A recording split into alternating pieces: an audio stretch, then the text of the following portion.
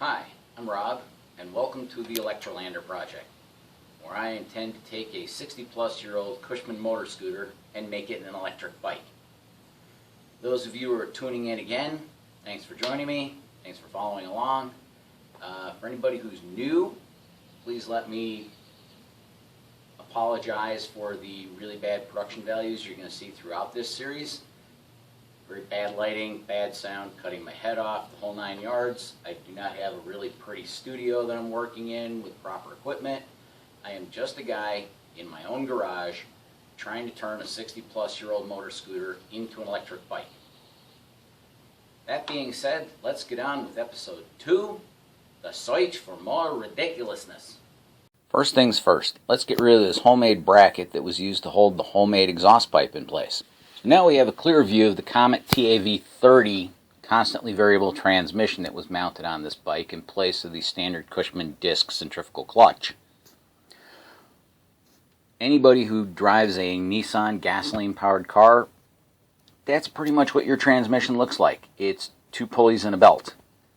Now, these 2 pulleys are unique in that they can change diameters. Right now, the transmission is in low range. The pulley on the engine to the right is very small, and the pulley on the jack shaft to the left is very large.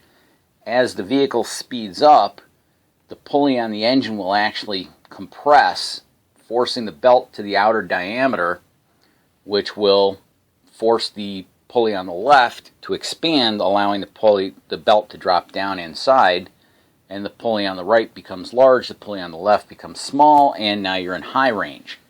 Unfortunately, this particular model has been mounted upside down and backwards, as it's intended to run in the opposite direction on an engine with a left-sided crankshaft. And I believe that the backing plate for this was homemade and therefore caused the 2 pulleys to be out of alignment, which is why when it tried to go into high range, it would lock up and not allow the engine to spool above about 1500 RPM, limiting my blistering top speed to 29 miles per hour. So let's start getting rid of that. So the first thing I had to do was remove the rear chain, and that's when I noticed the master link was coming out of the chain. There is no plate on the other side of this link, and the retaining clip is gone. Had I ridden this bike one more time, likely this would have worked its way completely out. The chain would have come whipping off of the engine like a bullwhip in Indiana Jones, and probably gotten me really good either in the back or the right arm. I'm very thankful that didn't happen. So let's get this chain off of here. So now I've removed the chain, the belt, and the front pulley. You can now see the 3 bolts holding the homemade bracket onto the engine. Keep these in mind for a later episode when you'll see that those bolts are about twice as long as they should have been because they put inch-long spacers behind this plate trying to get the chain into alignment on the back wheel. Those will be removed and replaced with the proper bolts in a later episode. In this shot, you can actually see those spacers sitting behind the plate and the fuel filter and extra bracket that needs to be removed.